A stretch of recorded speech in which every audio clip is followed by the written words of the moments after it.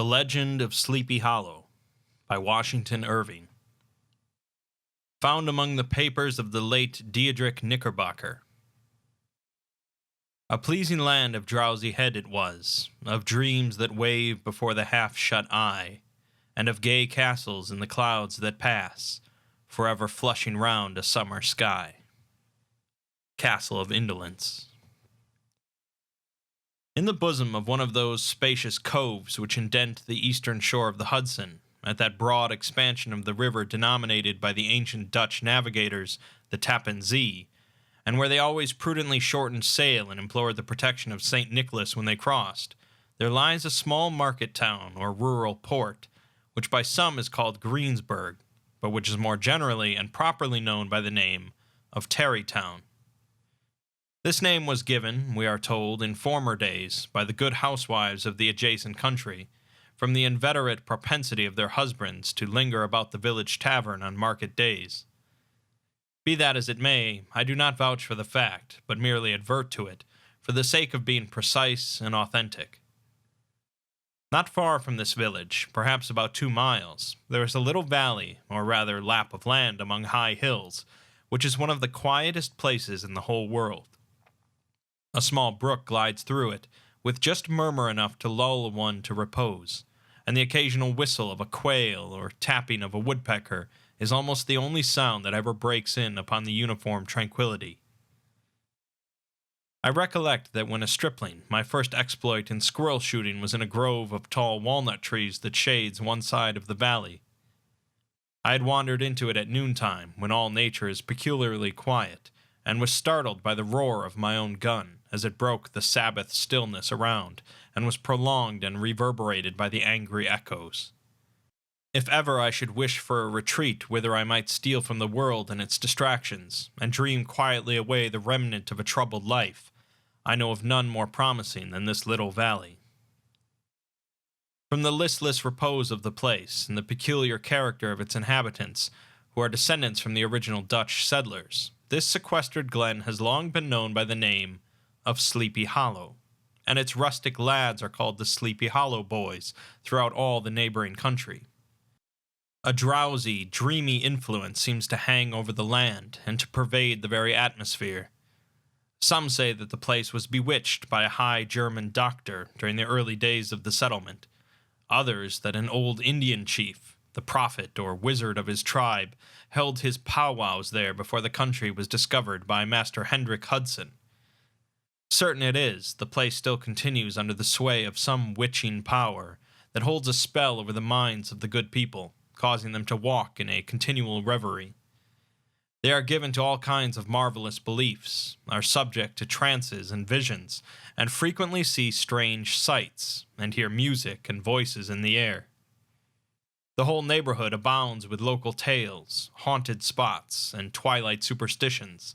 Stars shoot and meteors glare oftener across the valley than in any other part of the country, and the nightmare, with her whole ninefold, seems to make it the favorite scene of her gambols. The dominant spirit, however, that haunts this enchanted region, and seems to be commander-in-chief of all the powers of the air, is the apparition of a figure on horseback, without a head. It is said by some to be the ghost of a Hessian trooper, whose head had been carried away by a cannonball in some nameless battle during the Revolutionary War, and who is ever and anon seen by the country folk hurrying along in the gloom of night, as if on the wings of the wind. His haunts are not confined to the valley, but extend at times to the adjacent roads, and especially to the vicinity of a church at no great distance. Indeed, certain of the most authentic historians of those parts, who have been careful in collecting and collating the floating facts concerning this spectre, allege that the body of the trooper having been buried in the churchyard, the ghost rides forth to the scene of the battle in nightly quest of his head, and that the rushing speed with which he sometimes passes along the hollow, like a midnight blast, is owing to his being belated, and in a hurry to get back to the churchyard before daybreak. Such is the general purport of this legendary superstition, which has furnished materials for many a wild story in that region of shadows, and the spectre is known at all the country firesides by the name of the Headless Horseman of Sleepy Hollow. It is remarkable that the visionary propensity I have mentioned is not confined to the native inhabitants of the valley, but is unconsciously imbibed by everyone who resides there for a time. However wide awake they may have been before they entered that sleepy region, they are sure, in a little time, to inhale the witching influence of the air, and begin to grow imaginative, to dream dreams, and see apparitions. I mention this peaceful spot with all possible laud, for it is in such little retired Dutch valleys, found here and there embosomed in the great state of New York, that population, manners, and customs remain fixed, while the great torrent of migration and improvement, which is making such incessant changes in other parts of this restless country, sweeps by them unobserved. They are like those little nooks of still water which border a rapid stream, where we may see the straw and bubble riding quietly at anchor, or slowly revolving in their mimic harbor, undisturbed by the rush of the passing current. Though many years have elapsed since I trod the drowsy shades of Sleepy Hollow, yet I question whether I should not still find the same trees and the same families vegetating in its sheltered bosom. In this by-place of nature there abode, in a remote period of American history, that is to say, some 30 years since, a worthy wight of the name of Ichabod Crane, who sojourned, or as he expressed it, tarried, in Sleepy Hollow, for the purpose of instructing the children of the vicinity. He was a native of Connecticut, a state which supplies the Union with pioneers for the mind as well as for the forest, and sends forth yearly its legions of frontier woodsmen and country schoolmasters. The cognomen of Crane was not inapplicable to his person. He was tall, but exceedingly lank, with narrow shoulders, long arms and legs, hands that dangled a mile out of his sleeves, feet that might have served for shovels, and his whole frame most loosely hung together. His head was small and flat at top, with huge ears, large green glassy eyes, and a long snipe nose, so that it looked like a weathercock perched upon his spindle neck to tell which way the wind blew. To see him striding along the profile of a hill on a windy day, with his clothes bagging and fluttering about him, one might have mistaken him for the genius of famine descending upon the earth, or some scarecrow eloped from a cornfield. His schoolhouse was a low building of one large room, rudely constructed of logs, the windows partly glazed and partly patched with leaves of old copybooks. It was most ingeniously secured at vacant hours by a withe twisted in the handle of the door, and stakes set against the window shutters, so that though a thief might get in with perfect ease, he would find some embarrassment in getting out, an idea most probably borrowed by the architect, Joost van Houten, from the mystery of an eel pot. The schoolhouse stood in a rather lonely but pleasant situation, just at the foot of a woody hill, with a brook running close by, and a formidable birch tree growing at one end of it.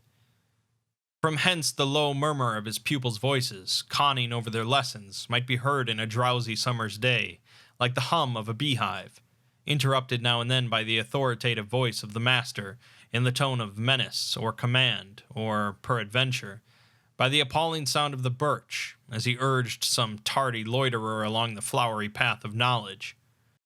Truth to say, he was a conscientious man, and ever bore in mind the golden maxim, spare the rod and spoil the child. Ichabod Crane's scholars certainly were not spoiled.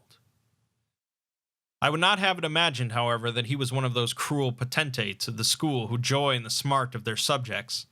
On the contrary, he administered justice with discrimination rather than severity, taking the burden off the backs of the weak and laying it on those of the strong.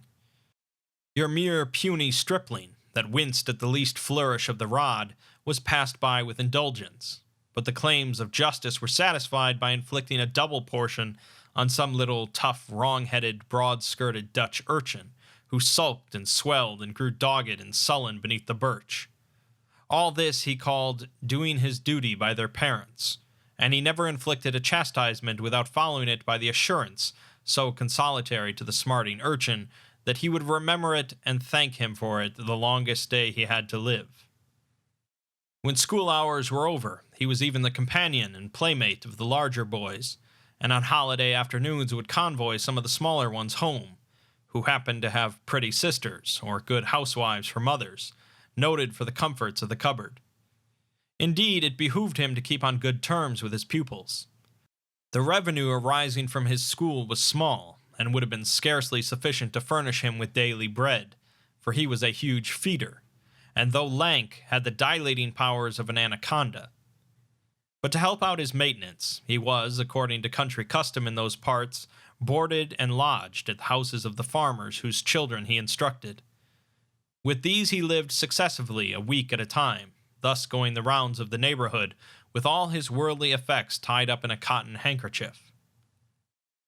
That all this might not be too onerous on the purses of his rustic patrons, who are apt to consider the costs of schooling a grievous burden, and schoolmasters as mere drones, he had various ways of rendering himself both useful and agreeable. He assisted the farmers occasionally in the lighter labors of their farms, helped to make hay, mended the fences, took the horses to water, drove the cows from pasture, and cut wood for the winter fire. He laid aside, too, all the dominant dignity and absolute sway with which he lorded it in his little empire, the school, and became wonderfully gentle and ingratiating.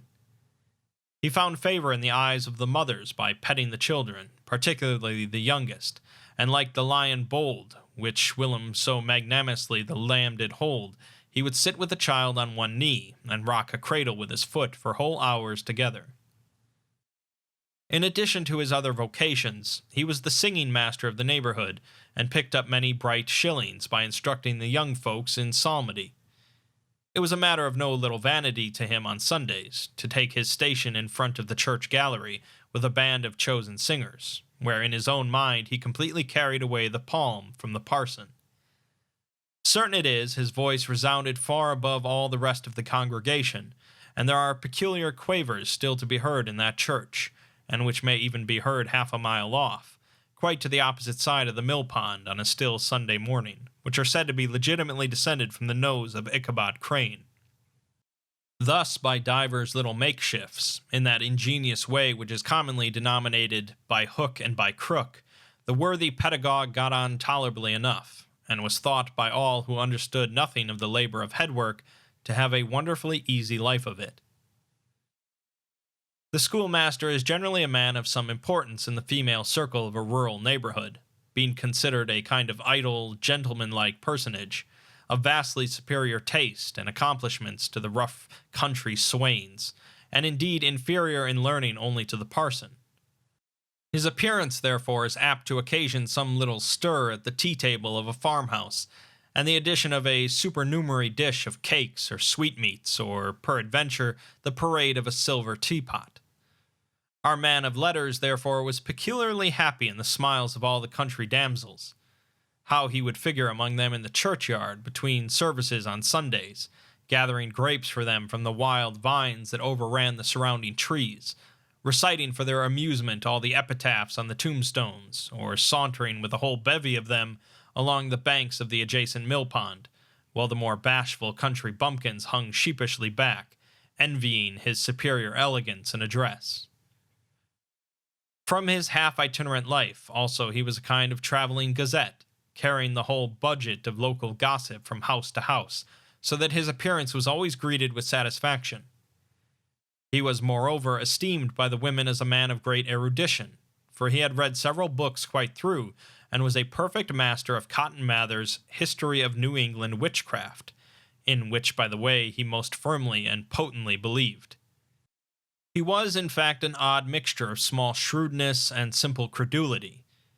His appetite for the marvelous, and his powers of digesting it, were equally extraordinary, and both had been increased by his residence in this spellbound region. No tale was too gross or monstrous for his capacious swallow. It was often his delight, after his school was dismissed in the afternoon, to stretch himself on the rich bed of clover bordering the little brook that whimpered by his schoolhouse, and there con over old Mather's direful tales, until the gathering dusk of evening made the printed page a mere mist before his eyes. Then, as he wended his way by swamp and stream and awful woodland, to the farmhouse where he happened to be quartered, every sound of nature, at that witching hour, fluttered his excited imagination. The moan of the whippoorwill from the hillside, the boding cry of the tree-toad, that harbinger of storm, the dreary hooting of the screech-owl, or the sudden rustling in the thicket of birds frightened from their roost. The fireflies, too, which sparkled most vividly in the darkest places, now and then startled him, as one of uncommon brightness would stream across his path. And if by chance a huge blockhead of a beetle came winging his blundering flight against him, the poor varlet was ready to give up the ghost, with the idea that he was struck with a witch's token. His only resource on such occasions, either to drown thought or drive away evil spirits, was to sing psalm tunes, and the good people of Sleepy Hollow, as they sat by their doors of an evening, were often filled with awe at hearing his nasal melody, in linked sweetness long drawn out, floating from the distant hill or along the dusky road.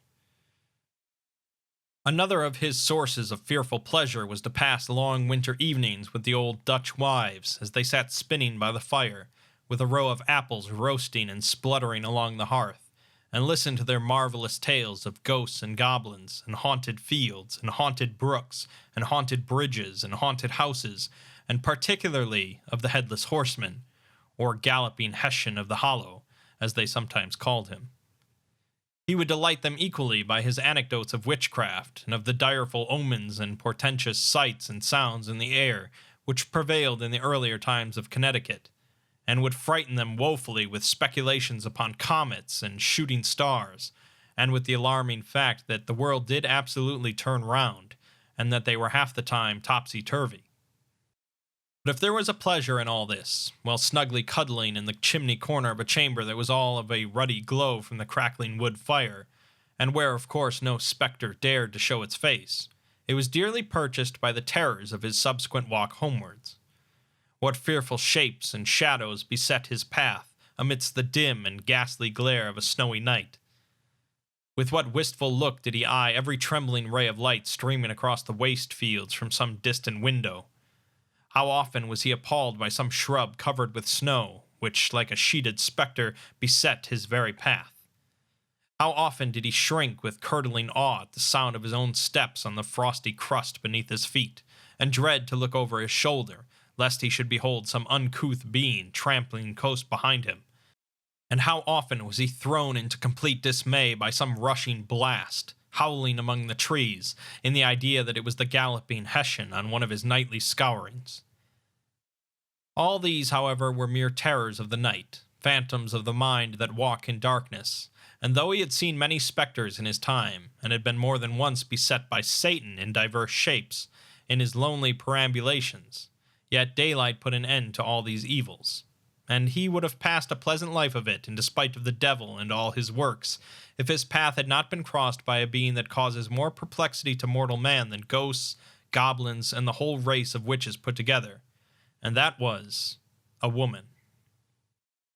Among the musical disciples who assembled one evening in each week to receive his instructions in psalmody was Katrina Van Tassel, the daughter and only child of a substantial Dutch farmer.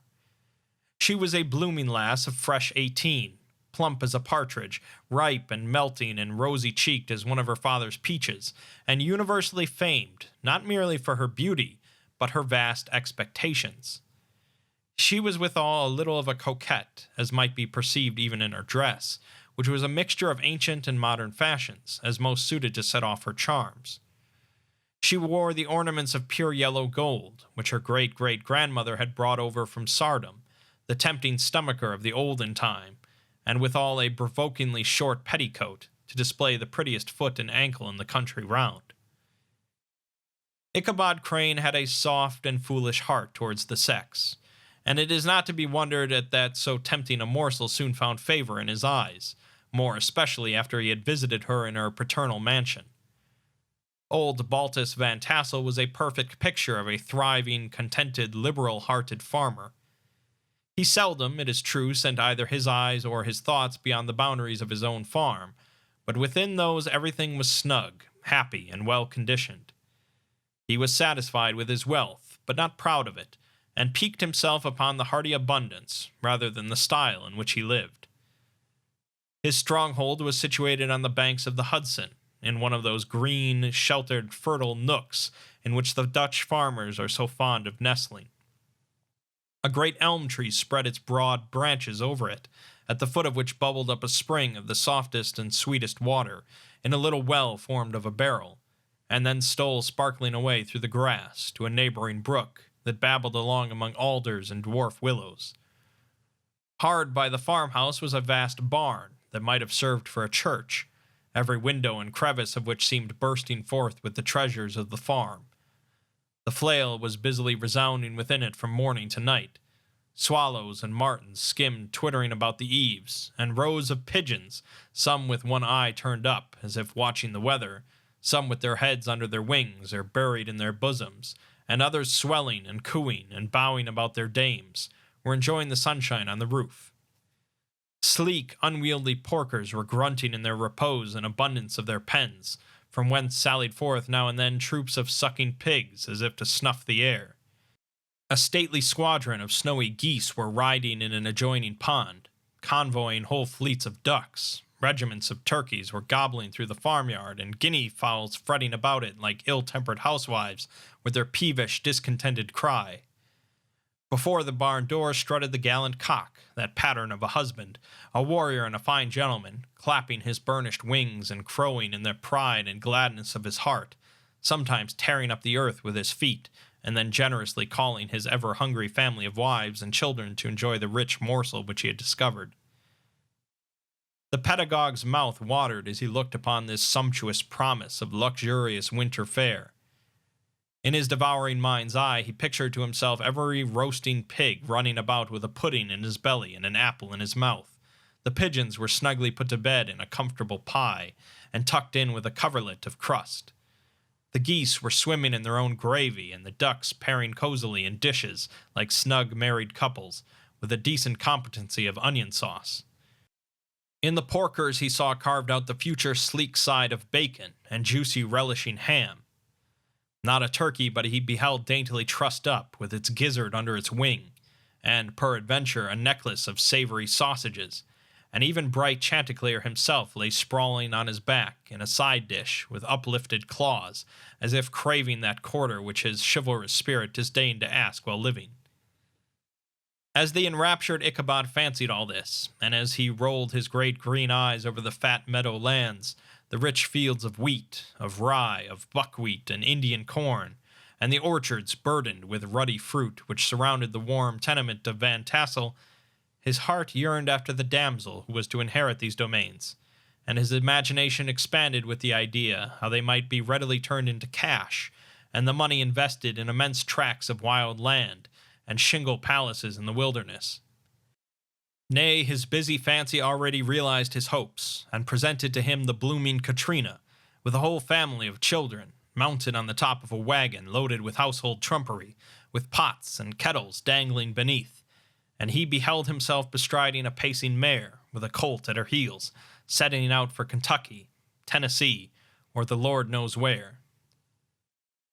When he entered the house, the conquest of his heart was complete.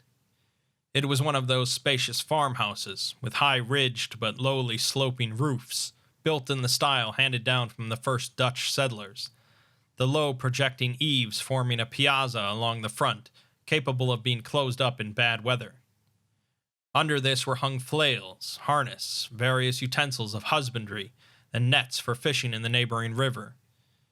Benches were built along the sides for summer use, and a great spinning wheel at one end, and a churn at the other, showed the various uses to which this important porch might be devoted. From this piazza the wondering Ichabod entered the hall, which formed the center of the mansion, and the place of usual residence. Here rows of resplendent pewter, ranged on a long dresser, dazzled his eyes. In one corner stood a huge bag of wool, ready to be spun. In another, a quantity of linsey-woolsey just from the loom. Ears of Indian corn and strings of dried apples and peaches hung in gay festoons along the walls, mingled with the gaud of red peppers, and a door left ajar gave him a peep into the best parlor, where the claw-footed chairs and dark mahogany tables shone like mirrors. Andirons, with their accompanying shovel and tongs, glistened from their covert of asparagus tops. Mock oranges and conch shells decorated the mantelpiece. Strings of various colored bird eggs were suspended above it. A great ostrich egg was hung from the center of the room, and a corner cupboard, knowingly left open, displayed immense treasures of old silver and well-mended china. From the moment Ichabod laid his eyes upon these regions of delight, the peace of his mind was at an end, and his only study was how to gain the affections of the peerless daughter of Van Tassel. In this enterprise, however, he had more real difficulties than generally fell to the lot of a knight-errant of yore, who seldom had anything but giants, enchanters, fiery dragons, and such like easily conquered adversaries to contend with, and had to make his way merely through gates of iron and brass, and walls of adamant to the castle keep, where the lady of his heart was confined, all which he achieved as easily as a man would carve his way to the center of a Christmas pie, and then the lady gave him her hand as a matter of course. Ichabod, on the contrary, had to win his way to the heart of a country coquette, beset with a labyrinth of whims and caprices, which were forever presenting new difficulties and impediments, and he had to encounter a host of fearful adversaries of real flesh and blood, the numerous rustic admirers, who beset every portal to her heart, keeping a watchful and angry eye upon each other, but ready to fly out in the common cause against any new competitor. Among these, the most formidable was a burly, roaring, roistering blade of the name of Abraham, or, according to the Dutch abbreviation, Bram van Brunt, the hero of the country round, which rang with his feats of strength and hardihood. He was broad-shouldered and double-jointed, with short curly black hair, and a bluff but not unpleasant countenance, having a mingled air of fun and arrogance. From his Herculean frame and great powers of limb, he had received the nickname of Bram Bones, by which he was universally known. He was famed for great knowledge and skill in horsemanship, being as dexterous on horseback as a Tartar. He was foremost at all races and cockfights, and with the ascendancy which bodily strength always acquires in rustic life, was the umpire in all disputes, setting his hat on one side, and giving his decisions with an air and tone that admitted of no gainsay or appeal. He was always ready for either a fight or a frolic, but had more mischief than ill will in his composition, and with all his overbearing roughness, there was a strong dash of waggish good humor at bottom. He had 3 or 4 boon companions, who regarded him as their model, and at the head of whom he scoured the country, attending every scene of feud or merriment for miles round. In cold weather he was distinguished by a fur cap, surmounted with a flaunting fox's tail, and when the folks at a country gathering descried this well-known crest at a distance, whisking about among a squad of hard riders, they always stood by for a squall. Sometimes his crew would be heard dashing along past the farmhouses at midnight, with whoop and halloo, like a troop of Don Cossacks, and the old dames, startled out of their sleep, would listen for a moment till the hurry-scurry had clattered by, and then exclaim, "Aye, there goes Bram Bones and his gang." The neighbors looked upon him with a mixture of awe, admiration, and goodwill, and when any madcap prank or rustic brawl occurred in the vicinity, always shook their heads and warranted Bram Bones was at the bottom of it. This rantipole hero had for some time singled out the blooming Katrina for the object of his uncouth gallantries, and though his amorous toys were something like the gentle caresses and endearments of a bear, yet it was whispered that she did not altogether discourage his hopes. Certain it is, his advances were signals for rival candidates to retire, who felt no inclination to cross a lion in his amours, insomuch that when his horse was seen tied to Van Tassel's paling on a Sunday night, a sure sign that his master was courting, or as it is termed, sparking, within, all other suitors passed by in despair, and carried the war into other quarters. Such was the formidable rival with whom Ichabod Crane had to contend, and considering all things, a stouter man than he would have shrunk from the competition, and a wiser man would have despaired. He had, however, a happy mixture of pliability and perseverance in his nature. He was in form and spirit like a supple jack, yielding but tough. Though he bent, he never broke, and though he bowed beneath the slightest pressure, yet the moment it was away, jerk, he was as erect, and carried his head as high as ever. To have taken the field openly against his rival would have been madness, for he was not a man to be thwarted in his amours, any more than that stormy love, Achilles. Ichabod therefore made his advances in a quiet and gently insinuating manner. Under cover of his character of singing master, he made frequent visits at the farmhouse, not that he had anything to apprehend from the meddlesome interference of parents, which is so often a stumbling block in the paths of lovers. Balt Van Tassel was an easy, indulgent soul. He loved his daughter better even than his pipe, and like a reasonable man and an excellent father, let her have her way in everything. His notable little wife, too, had enough to do to attend to her housekeeping and manage her poultry, for as she sagely observed, ducks and geese are foolish things and must be looked after, but girls can take care of themselves. Thus, while the busy dame bustled about the house, or plied her spinning wheel at one end of the piazza, honest Balt would sit smoking his evening pipe at the other, watching the achievements of a little wooden warrior, who, armed with a sword in each hand, was most valiantly fighting the wind on the pinnacle of the barn. In the meantime, Ichabod would carry on his suit with the daughter by the side of the spring under the great elm, or sauntering along in the twilight, that hour so favorable to the lover's eloquence. I profess not to know how women's hearts are wooed and won. To me they have always been matters of riddle and admiration.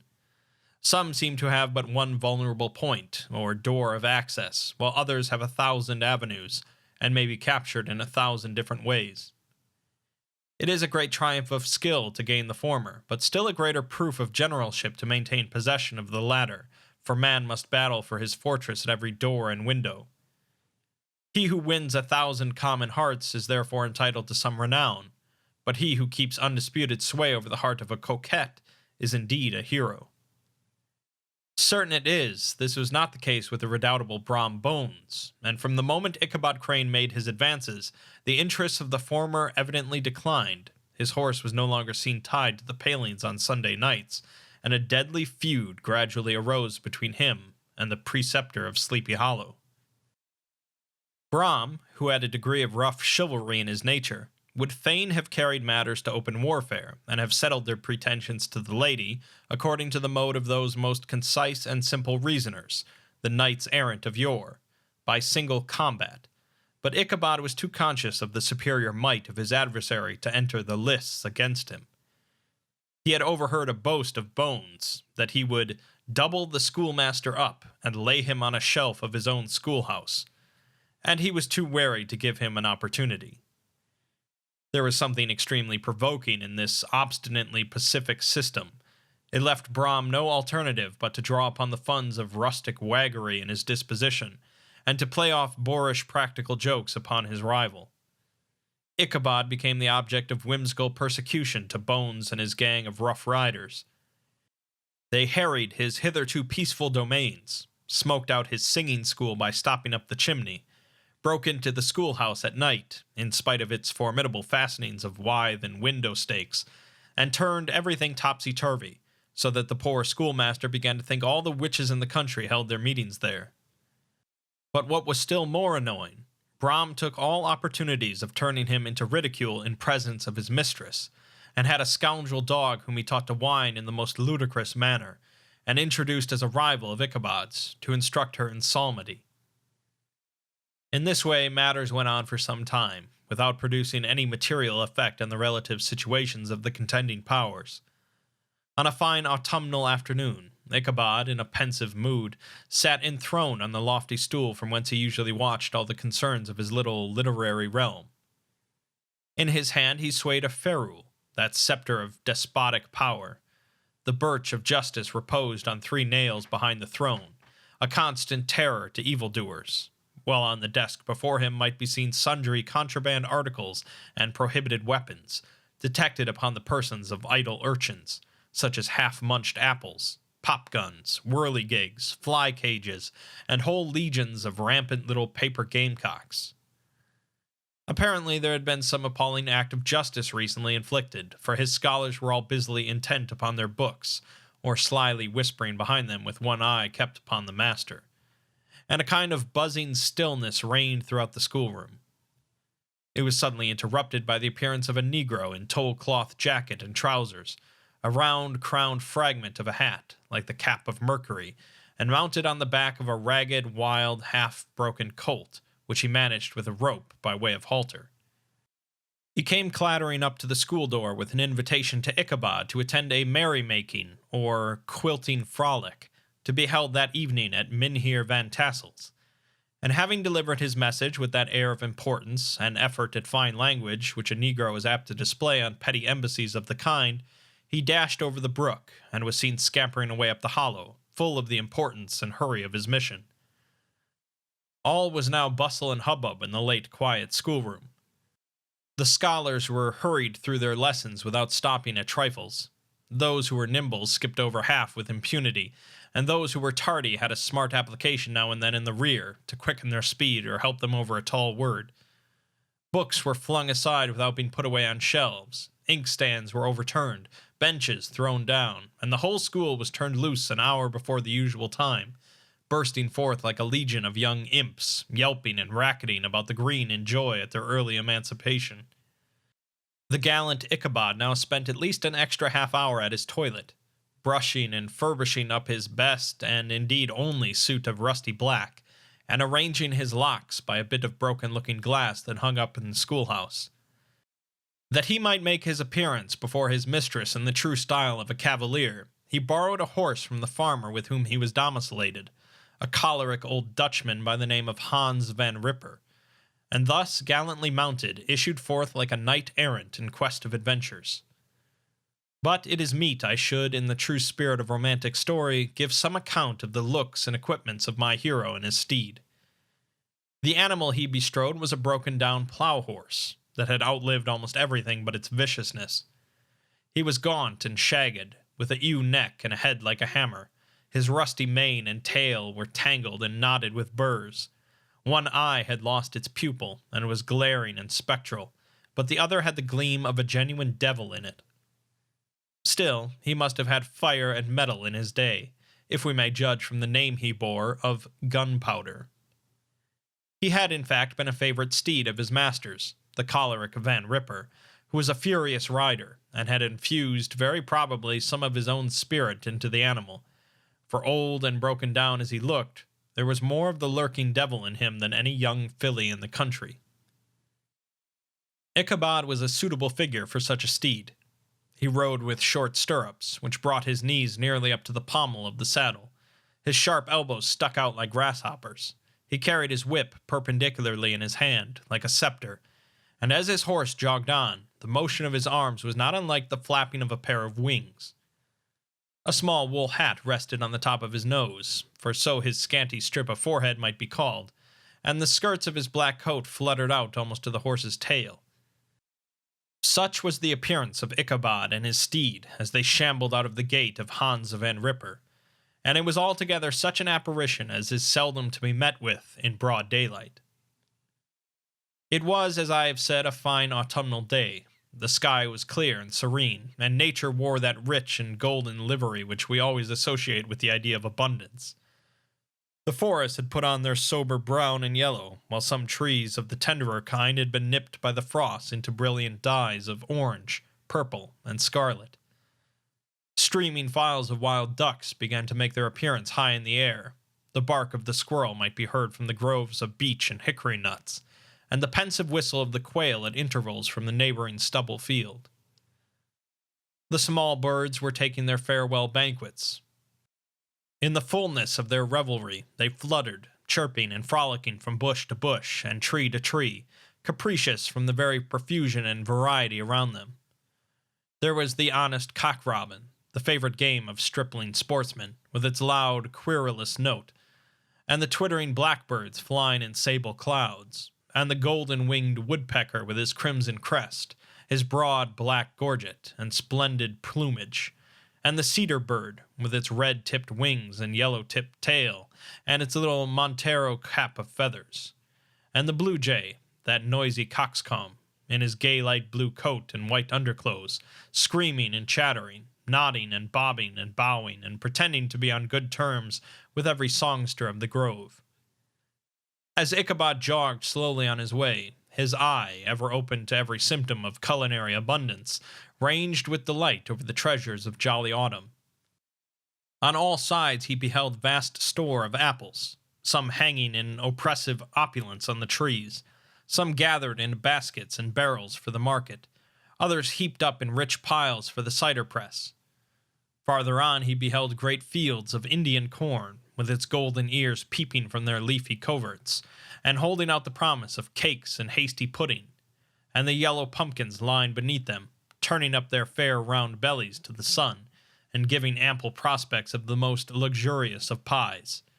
And anon he passed the fragrant buckwheat fields, breathing the odor of the beehive, and as he beheld them, soft anticipation stole over his mind of dainty slapjacks, well buttered and garnished with honey or treacle, by the delicate little dimpled hand of Katrina Van Tassel. Thus, feeding his mind with many sweet thoughts and sugared suppositions, he journeyed along the sides of a range of hills which look out upon some of the goodliest scenes of the mighty Hudson. The sun gradually wheeled his broad disk down in the west. The wide bosom of the Tappan Zee lay motionless and glassy, excepting that here and there a gentle undulation waved and prolonged the blue shadow of the distant mountain. A few amber clouds floated in the sky, without a breath of air to move them. The horizon was of a fine golden tint, changing gradually into a pure apple green, and from that into the deep blue of the mid-heaven. A slanting ray lingered on the woody crests of the precipices that overhung some parts of the river, giving greater depth to the dark gray and purple of their rocky sides. A sloop was loitering in the distance, dropping slowly down with the tide, her sail hanging uselessly against the mast, and as the reflection of the sky gleamed along the still water, it seemed as if the vessel was suspended in the air. It was toward evening that Ichabod arrived at the castle of the Heer Van Tassel, which he found thronged with the pride and flower of the adjacent country. Old farmers, a spare leathern-faced race, in homespun coats and breeches, blue stockings, huge shoes, and magnificent pewter buckles. Their brisk, withered little dames in close-crimped caps, long-waisted short gowns, homespun petticoats with scissors and pincushions, and gay calico pockets hanging on the outside.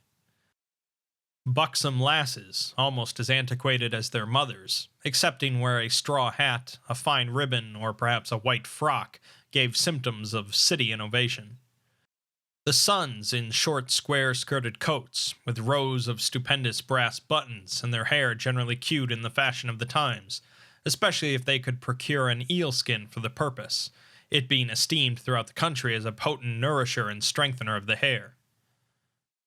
Brom Bones, however, was the hero of the scene, having come to the gathering on his favorite steed, Daredevil, a creature like himself full of mettle and mischief, and which no one but himself could manage.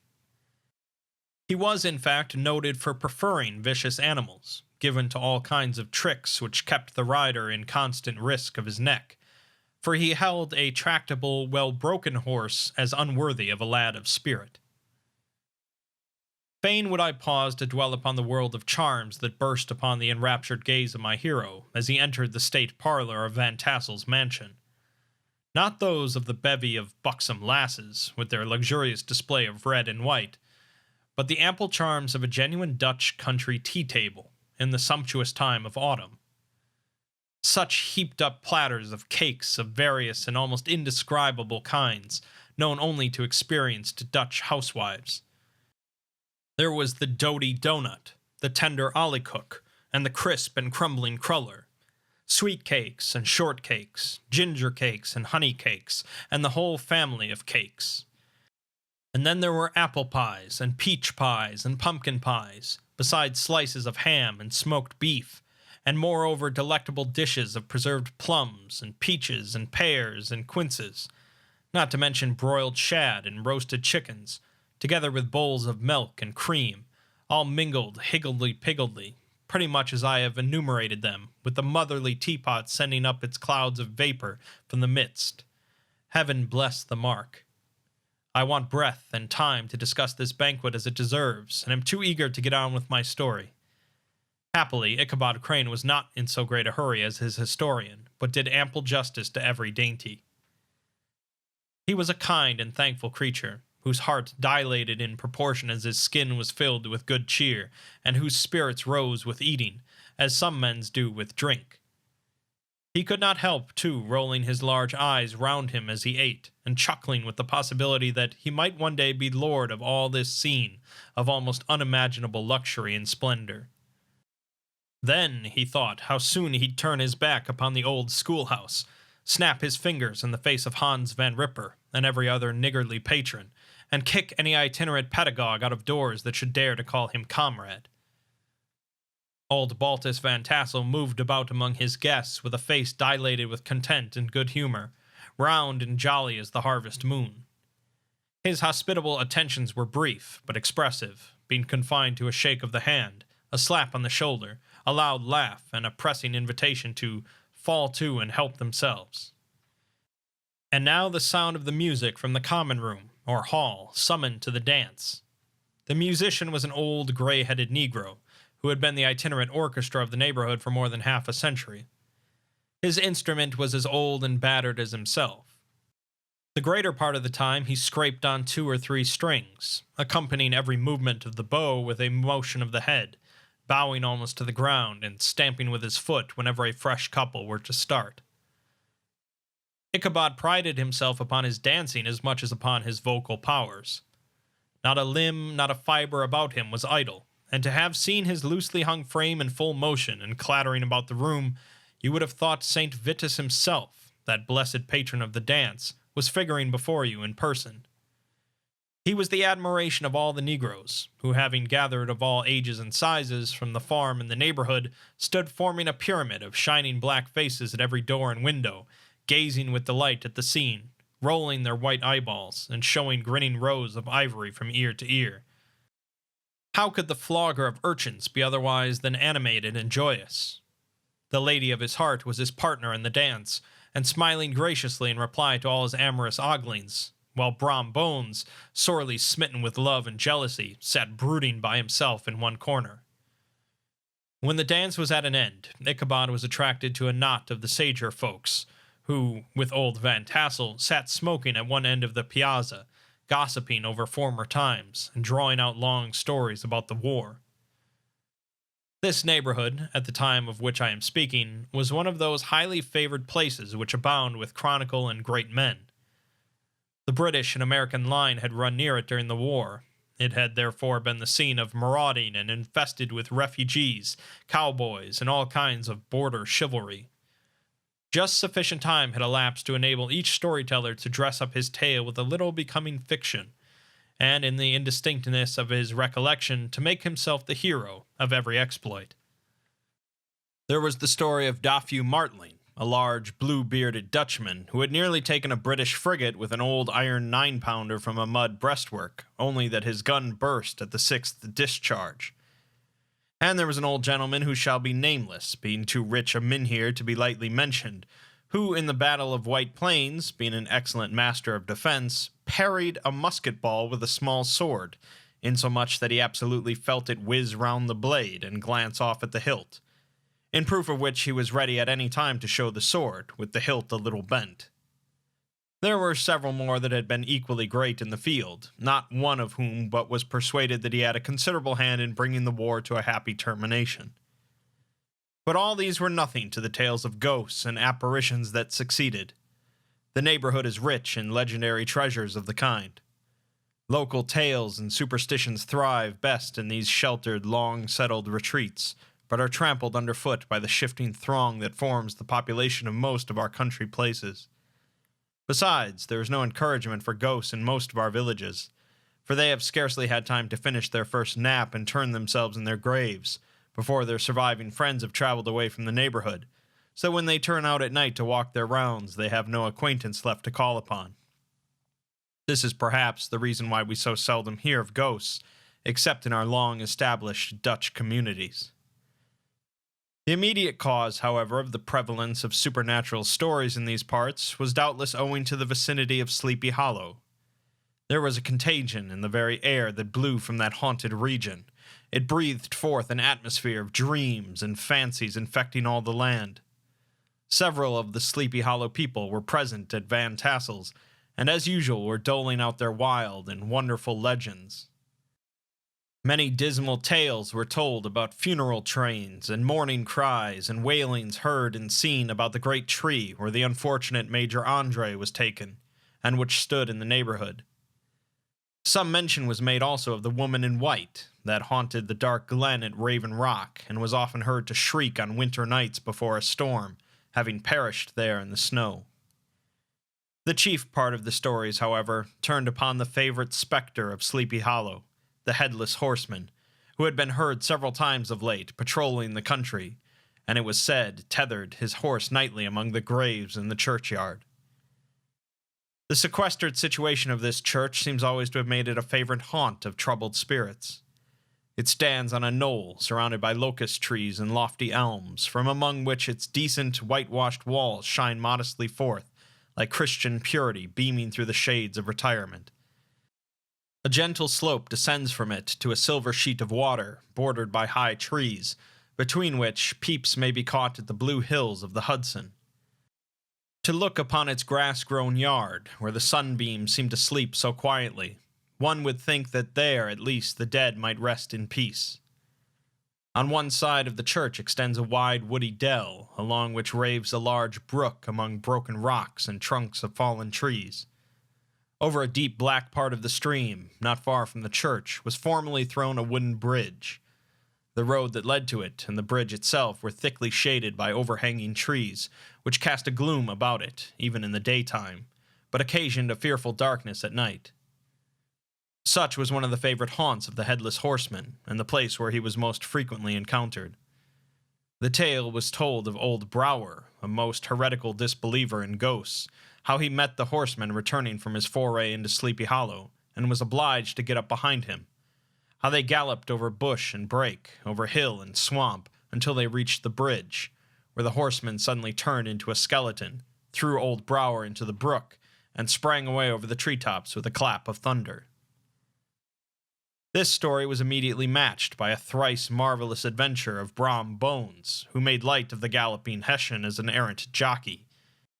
He affirmed that on returning one night from the neighboring village of Sing Sing, he had been overtaken by this midnight trooper, that he had offered to race with him for a bowl of punch, and should have won it too, for Daredevil beat the goblin horse all hollow, but just as they came to the church bridge, the Hessian bolted and vanished in a flash of fire. All these tales, told in that drowsy undertone with which men talk in the dark, the countenances of the listeners only now and then receiving a casual gleam from the glare of a pipe, sank deep in the mind of Ichabod. He repaid them in kind with large extracts from his invaluable author, Cotton Mather, and added many marvelous events that had taken place in his native state of Connecticut, and fearful sights which he had seen in his nightly walks about Sleepy Hollow. The revel now gradually broke up. The old farmers gathered together their families in their wagons, and were heard for some time rattling along the hollow roads and over the distant hills. Some of the damsels mounted on pillions behind their favorite swains, and their light-hearted laughter, mingling with the clatter of hoofs, echoed along the silent woodlands, sounding fainter and fainter until they gradually died away, and the late scene of noise and frolic was all silent and deserted. Ichabod only lingered behind, according to the custom of country lovers, to have a tete-a-tete with the heiress, fully convinced that he was now on the high road to success. What passed at this interview I will not pretend to say, for in fact I do not know. Something, however, I fear me must have gone wrong, for he certainly sallied forth after no very great interval, with an air quite desolate and chapfallen. Oh, these women, these women! Could that girl have been playing off any of her coquettish tricks? Was her encouragement of the poor pedagogue all a mere sham to secure her conquest of his rival? Heaven only knows, not I. Let it suffice to say, Ichabod stole forth with the air of one who had been sacking a hen-roost rather than a fair lady's heart. Without looking to the right or left to notice the scene of rural wealth, on which he had so often gloated, he went straight to the stable, and with several hearty cuffs and kicks, roused his steed most uncourteously from the comfortable quarters in which he was soundly sleeping, dreaming of mountains of corn and oats, and whole valleys of timothy and clover. It was the very witching time of night that Ichabod, heavy-hearted and crestfallen, pursued his travels homewards, along the sides of the lofty hills which rise above Tarrytown, and which he had traversed so cheerily in the afternoon. The hour was as dismal as himself. Far below him, the Tappan Zee spread its dusky and indistinct wave of waters, with here and there the tall mast of a sloop riding quietly at anchor under the land. In the dead hush of midnight, he could even hear the barking of the watchdog from the opposite shore of the Hudson, but it was so vague and faint as only to give an idea of his distance from this faithful companion of man. Now and then, too, the long-drawn crowing of a cock, accidentally awakened, would sound far, far off, from some farmhouse away among the hills, but it was like a dreaming sound in his ear. No signs of life occurred near him, but occasionally the melancholy chirp of a cricket, or perhaps the guttural twang of a bullfrog from a neighboring marsh, as if sleeping uncomfortably and turning suddenly in his bed. All the stories of ghosts and goblins that he had heard in the afternoon now came crowding upon his recollection. The night grew darker and darker, the stars seemed to sink deeper in the sky, and driving clouds occasionally hid them from his sight. He had never felt so lonely and dismal. He was, moreover, approaching the very place where many of the scenes of the ghost stories had been laid. In the center of the road stood an enormous tulip tree, which towered like a giant above all the other trees of the neighborhood and formed a kind of landmark. Its limbs were gnarled and fantastic, large enough to form trunks for ordinary trees, twisting down almost to the earth and rising again into the air. It was connected with the tragical story of the unfortunate Andre, who had been taken prisoner hard by, and was universally known by the name of Major Andre's tree. The common people regarded it with a mixture of respect and superstition, partly out of sympathy for the fate of its ill-starred namesake, and partly from the tales of strange sights and doleful lamentations told concerning it. As Ichabod approached this fearful tree, he began to whistle. He thought his whistle was answered. It was but a blast sweeping sharply through the dry branches. As he approached a little nearer, he thought he saw something white hanging in the midst of the tree. He paused and ceased whistling, but, on looking more narrowly, perceived that it was a place where the tree had been scathed by lightning, and the white wood laid bare. Suddenly he heard a groan. His teeth chattered, and his knees smote against the saddle. It was but the rubbing of one huge bough upon another, as they were swayed about by the breeze. He passed the tree in safety, but new perils lay before him. About 200 yards from the tree, a small brook crossed the road and ran into a marshy and thickly wooded glen, known by the name of Wiley's Swamp. A few rough logs laid side by side served for a bridge over this stream. On that side of the road where the brook entered the wood, a group of oaks and chestnuts, matted thick with wild grapevines, threw a cavernous gloom over it. To pass this bridge was the severest trial. It was at this identical spot that the unfortunate Andre was captured, and under the covert of those chestnuts and vines were the sturdy yeomen concealed who surprised him.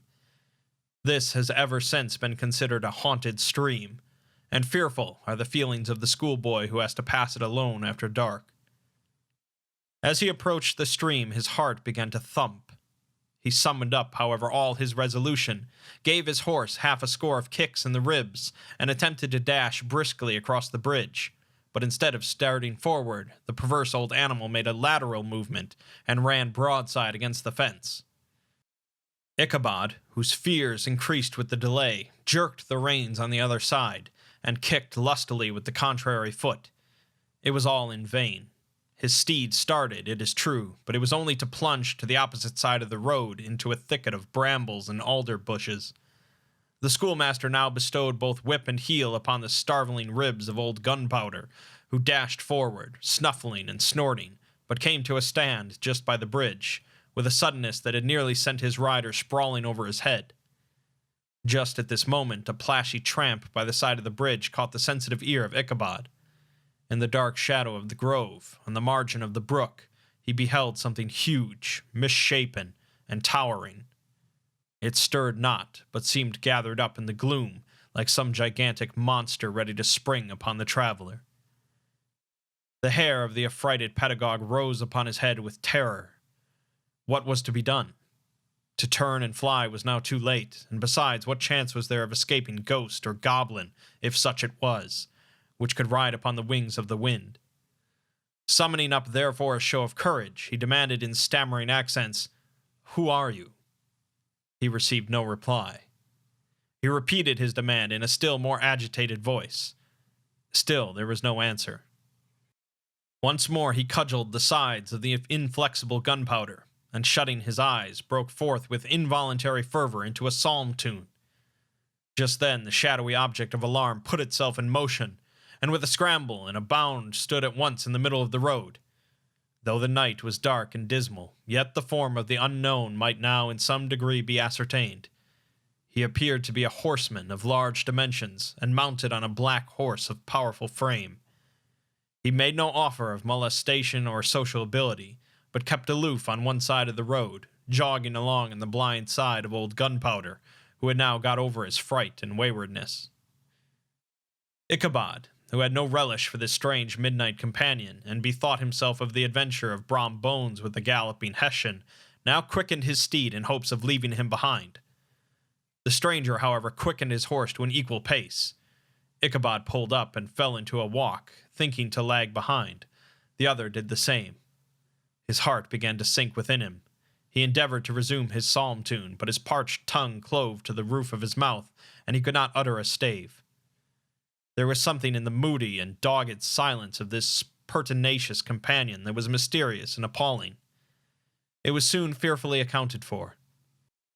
On mounting a rising ground, which brought the figure of his fellow traveler in relief against the sky, gigantic in height and muffled in a cloak, Ichabod was horror-struck on perceiving that he was headless. But his horror was still more increased on observing that the head, which should have rested on his shoulders, was carried before him on the pommel of his saddle. His terror rose to desperation. He rained a shower of kicks and blows upon Gunpowder, hoping by a sudden movement to give his companion the slip, but the spectre started full jump with him. Away, then, they dashed through thick and thin, stones flying and sparks flashing at every bound. Ichabod's flimsy garments fluttered in the air as he stretched his long, lank body away over his horse's head in the eagerness of his flight. They had now reached the road which turns off to Sleepy Hollow, but Gunpowder, who seemed possessed with a demon, instead of keeping up it, made an opposite turn and plunged headlong downhill to the left. This road leads through a sandy hollow shaded by trees for about a quarter of a mile, where it crosses the bridge famous in goblin story, and just beyond swells the green knoll on which stands the whitewashed church. As yet, the panic of the steed had given his unskillful rider an apparent advantage in the chase, but just as he had got halfway through the hollow, the girths of the saddle gave way, and he felt it slipping from under him. He seized it by the pommel and endeavored to hold it firm, but in vain, and had just time to save himself by clasping old Gunpowder round the neck when the saddle fell to the earth, and he heard it trampled underfoot by his pursuer. For a moment the terror of Hans Van Ripper's wrath passed across his mind, for it was his Sunday saddle, but this was no time for petty fears. The goblin was hard on his haunches, and, unskillful rider that he was, he had much ado to maintain his seat, sometimes slipping on one side, sometimes on another, and sometimes jolted on the high ridge of his horse's backbone, with a violence that he verily feared would cleave him asunder. An opening in the trees now cheered him with the hopes that the church bridge was at hand. The wavering reflection of a silver star in the bosom of the brook told him that he was not mistaken. He saw the walls of the church dimly glaring under the trees beyond. He recollected the place where Brom Bones' ghostly competitor had disappeared. If I can but reach that bridge, thought Ichabod, I am safe. Just then he heard the black steed panting and blowing close behind him. He even fancied that he felt his hot breath. Another convulsive kick in the ribs, and old Gunpowder sprang upon the bridge. He thundered over the resounding planks. He gained the opposite side, and now Ichabod cast a look behind to see if his pursuer should vanish, according to rule, in a flash of fire and brimstone. Just then he saw the goblin rising in his stirrups, and in the very act of hurling his head at him. Ichabod endeavored to dodge the horrible missile, but too late. It encountered his cranium with a tremendous crash. He was tumbled headlong into the dust, and Gunpowder, the black steed, and the goblin rider passed by like a whirlwind. The next morning the old horse was found without his saddle, and with the bridle under his feet, soberly cropping the grass at his master's gate. Ichabod did not make his appearance at breakfast. Dinner hour came, but no Ichabod. The boys assembled at the schoolhouse and strolled idly about the banks of the brook, but no schoolmaster. Hans Van Ripper now began to feel some uneasiness about the fate of poor Ichabod and his saddle. An inquiry was set on foot, and after diligent investigation they came upon his traces. In one part of the road leading to the church was found the saddle trampled in the dirt, the tracks of horses' hooves deeply dented in the road, and evidently at furious speed were traced to the bridge, beyond which, on the bank of a broad part of the brook, where the water ran deep and black, was found the hat of the unfortunate Ichabod, and close beside it, a shattered pumpkin. The brook was searched, but the body of the schoolmaster was not to be discovered. Hans Van Ripper, as executor of his estate, examined the bundle which contained all his worldly effects. They consisted of 2 shirts and a half, 2 stocks for the neck, a pair or 2 of worsted stockings, an old pair of corduroy small clothes, a rusty razor, a book of psalm tunes full of dog's ears, and a broken pitch pipe. As to the books and furniture of the schoolhouse, they belonged to the community, excepting Cotton Mather's History of Witchcraft, a New England almanac, and a book of dreams and fortune-telling, in which last was a sheet of foolscap much scribbled and blotted, and several fruitless attempts to make a copy of verses in honor of the heiress of Van Tassel. These magic books and the poetic scrawl were forthwith consigned to the flames by Hans Van Ripper, who from that time forward determined to send his children no more to school, observing that he never knew any good come of this same reading and writing. Whatever money the schoolmaster possessed, and he had received his quarter's pay but a day or 2 before, he must have had about his person at the time of his disappearance. The mysterious event caused much speculation at the church on the following Sunday. Knots of gazers and gossips were collected in the churchyard, at the bridge, and at the spot where the hat and pumpkin had been found. The stories of Brower, of Bones, and a whole budget of others were called to mind, and when they had diligently considered them all, and compared them with the symptoms of the present case, they shook their heads, and came to the conclusion that Ichabod had been carried off by the galloping Hessian. As he was a bachelor, and in nobody's debt, nobody troubled his head any more about him.